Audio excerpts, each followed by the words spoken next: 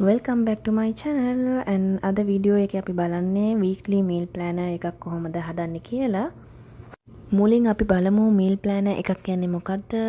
ඇයි අපිට ඒක වටින්නේ කියලා. meal plan එකක් කරද්දී අපිට monthly meal plan එකක් කරන්නත් පුළුවන් නැත්නම් weekly meal plan එකක් කරන්නත් පුළුවන්. මොන meal plan එකක් කරොත් අපේ time එක save කරගන්න එක තමයි මෙතන තියෙන ලොකුම advantage එක. ඉතින් ඔයා සතියේ දවසක් අරගෙන මුළු සතියේටම ඕන meals ටික ඔයා plan කරගත්තා නම් ඒ සතියේටම ඕන time එක ඔයාට save කරගන්න පුළුවන්. ඊට පස්සේ meal plan එක අනුව ඔයාට පුළුවන් ඔයාගේ බඩු list එකත් ලියා ගන්න. ඊට පස්සේ ඔයාට සුපර් මාකට් එකේ ගිහින් ඔයාට කල්පනා කර කර ඉන්න ඕනේ අද සතියේ මේක හදනවද ඒක හදනවද කියලා list එකේ තියෙන විදිහට අරගෙන ඉක්මනට ඔයාට ගෙදර එන්නත් පුළුවන්. ඒ time එකත් ඔයාට save කරගන්න ගොඩක් save කරගන්න පුළුවන් මේ meal planner එකෙන්. ඒ වගේම අපිට stress අඩු කරගන්නත් පුළුවන්. ළමයින්ගේ වැඩ, ඒතකොට ගෙදර වැඩ වගේ ගොඩක් දේවල් කරගන්න තියෙන එකෙන් අපි විලාසනින්ම අපේ කෑම එක හදාගෙන තියාගත්තා නම් අපිට අනිත් දේවල් ફોකස් කරගන්නත් ලේසි වෙනවා.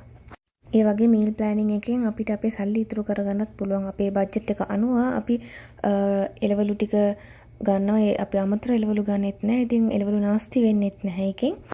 අපි සතියේ දවස් 7ම plan කරාම අපිට එළියෙන් කන ඒවා fast food වගේ කෑම ඒ ඔක්කොම අපිට අඩු කරගන්න පුළුවන් මේ meal planning එකෙන්. හරි අපි බලමු දැන් කොහොමද weekly meal planner එකක් කරන්නේ කියලා.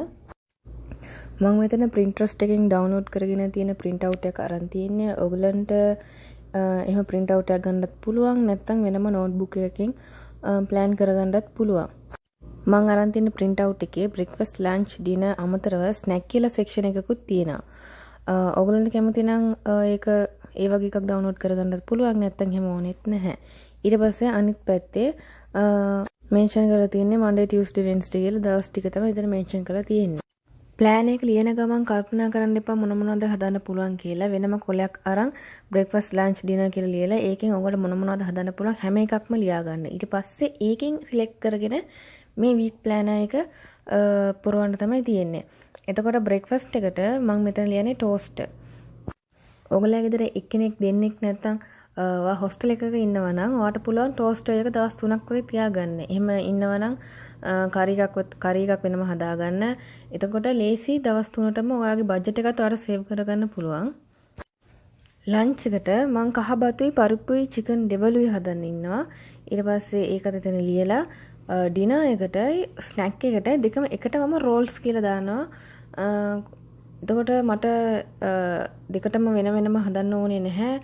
මට අනිත් එක rest වෙලාවකුත් ගන්න පුළුවන්. කොහොමද අපි තුන් වෙලම හදාගෙන ඉන්නකොට අපි හැමෝටම මහන්සිනේ. ඉතින් rest එක ගන්න තරමට හොඳයි. ඉතින් මම වැඩිපුර rolls හදා ගන්නවා. ඉතින් අපේ ගෙදර ගොඩක් කට්ටිය නැහැ. ඒක නිසා මම rolls 20ක්වත් හදාගත්තා නම් නැත්තම් 15ක් හදාගත්තොත් ඒකත් වැඩි. මට අනිත් දවසේ snack එකකටත් මම ඒක තමයි පාවිච්චි කරන්නේ. දැන් මම rolls හදද්දී ඒකේ බැටර් එක මම වැඩිපුර වෙනම container එකක දාලා fridge එකේ තියාගන්නවා. එතකොට මට breakfast එකට pancake විදියට ඒක ගන්න පුළුවන්. lunch එකට මම බතුයි පපඩමුයි chicken curry drum stick ඒ කියන්නේ මුරුංගා curry එකකුයි තමයි හදන්න ඉන්නේ. ඊට පස්සේ dinner එකට පොල් රොටි පොල් සම්බොලුයි පරිප්පුයි. එතකොට පොල් රොටි එකට මම පොල් සම්බොලයි පරිප්පුයි එකයි මම වැඩිපුර හදාගෙන කියනවා. අනිත් දවසේ breakfast එකටත් එක්ක ස්නැක්ස් එකට මම කලින් දවසේ මම කිව්වනේ මම රෝල්ස් හදා ගන්නවා කියලා වැඩිපුර ඒකත් මම ලියා ගන්නවා. ඊට පස්සේ බ්‍රෙක්ෆාස්ට් එකට වෙන්ස්ඩේ බ්‍රෙක්ෆාස්ට් එකට මම රතු බතුයි දාලුයි පොල් සම්බෝලයි බිතරයි.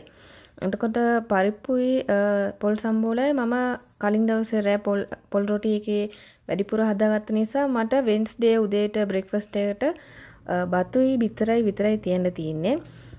ඊට පස්සේ ඒකත් එහෙම එතන ලියා ගන්නවා. ඊට පස්සේ දවල්ට මම කඩේ shop කියලා mention කරනවා.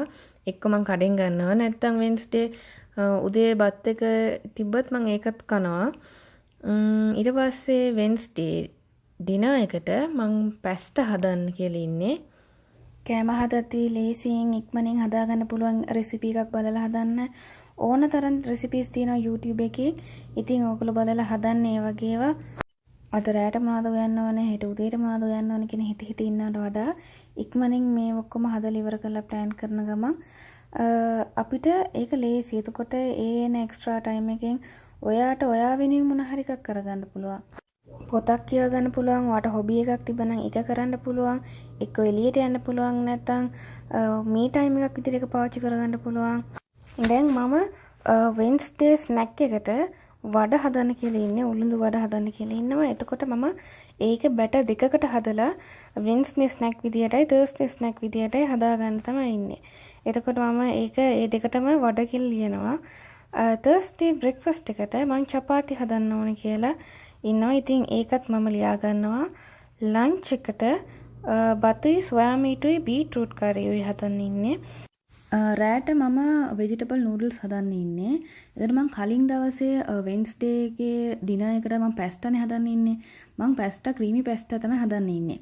මම වෙජිටබල් පැස්ටා හදන්න ඉන්නවා නම් එතකොට මට වෙජිටබල් නූඩල්ස් එකටයි වෙජිටබල් පැස්ටා එකටයි දෙකටම වෙජිටබල්ස් කපලා වෙනම තියාගන්න පුළුවන්. එතකොට මට ඒ වැඩේ ලේසි වෙනවා. එතකොට ස්නැක් එකට මම කලින් දවසේ වගේම වඩ තමයි හදන්නේ. එතකොට ෆ්‍රයිඩේ බ්‍රෙක්ෆාස්ට් එකට මම oats and milk shake හදන්න ඉන්නේ. ලන්ච් එකට මම කඩෙන් ගන්නවා. කොහොමද මම ෆ්‍රයිඩේස් ලන්ච් වලට කඩෙන් තමයි ගන්නෙ. රෑට ඩිනර් එකට මම දෝසා හදන්න ඉන්නවා. රෑට දෝසා හදන්න ඉන්න නිසා ඒ බැටර් එකෙන්ම අනිත් දවසේ උදේට මම ඉඩ්ලි හදන්න කියලා ඉන්නේ. ෆ්‍රයිඩේ වලට මම ස්නැක්ස් හදන්නේ නැහැ. එහෙම ඕනි වුණොත් මම කඩෙන් ගන්නේ. සැටර්ඩේ උදේට මම ඉඩ්ලි හදන්නේ. අනිත් එක අපි මීල් ප්ලෑන් එක අපි මං කියවනේ මුලින් අපිට හදාගන්න පුළුවන් ඒවා වෙනම ලියා ගන්න කියලා කොලේක. එතකොට එහෙම ලියද්දී ඔයගොල්ලෝ ගෙදර කට්ටිය කන්න කැමති දේවල් බලලා ලියන්න. එතකොට ඒක තව ඉන්ට්‍රස්ට් වෙනවා. ඒක හදනකොට අපිට තව ආසාවක් ඇති වෙනවා තව හදන්න. ඒක නිසා හැමෝම කැමති ඒවා සහ ඔයා කැමති ඒවත් ඒකට ඉන්ක්ලූඩ් කරන්න අනිවාර්යෙන්. ඊට පස්සේ සැටර්ඩේ ලන්ච් එකට මම බතුයි බෝන්චි කරි, චිකන් කරි, පරිප්පු කරි හදනවා. ඩිනර් එකට මම පිට්ටු හදනවා. එතකොට මම පිට්ටු හදද්දී මම වැඩිපුර හදා ගන්නවා අනිත් දවසේ බ්‍රෙක්ෆාස්ට් එකටත් එක්ක. ඊට පස්සේ ස්නැක්ස් එකට මම ආප්ප හදනවා. ඉතින් මම ආප්ප හදද්දී මම ඒකත් කන්ටේනර් දෙකකට වෙන් කරගන්නවා. එතකොට මට සැටර්ඩේ ස්නැක්ස් වලටත් ආප්ප ගන්න පුළුවන්. සන්ඩේ ස්නැක්ස් වලටත් මට ආප්ප හදා ගන්න පුළුවන් නිසා. ඔයගොල්ලෝ බලනවා ඇති අයි මම හැම වෙලේම ස්නැක්ස් වලට එකම ස්නැක් එක දවස් දෙකකට දාන්න කියලා. කොහොමද ගෙදර කට්ටිය ස්නැක්ස් අහනවා නිසායි සහ මට හැම වෙලේම මේක හදන එක මගේ ටයිම් එකත් වේස්ට් වෙනවා. අනිත් එක මගේ හොබීස් කරගන්නත් බැරි වෙනවා. ඒ හැම එකකටම මං එකතුවක් විදිහට තමයි මං හැමෝමගේ ආසාවල් ෆුල්ෆිල් කරගන්න ඕන නිසා තමයි මේ වගේ මීල් ප්ලෑන් එකක් කරන්නේ. එතකොට මේක මටත් ලේසි. මං කියන්නේ ඕගොල්ලොත් කරන්න අනිවාර්යෙන් ඕගොල්ලන්ටත් ඒක ලේසි වෙනවා. අපි හැමෝටම ආසාවල් තියෙන්නේ. ඉතින් ඒක නිසා මේ වගේ මීල් ප්ලෑන් එකක් කරන එකේ ගොඩක් ඇඩ්වාන්ටේජස් තියෙයි.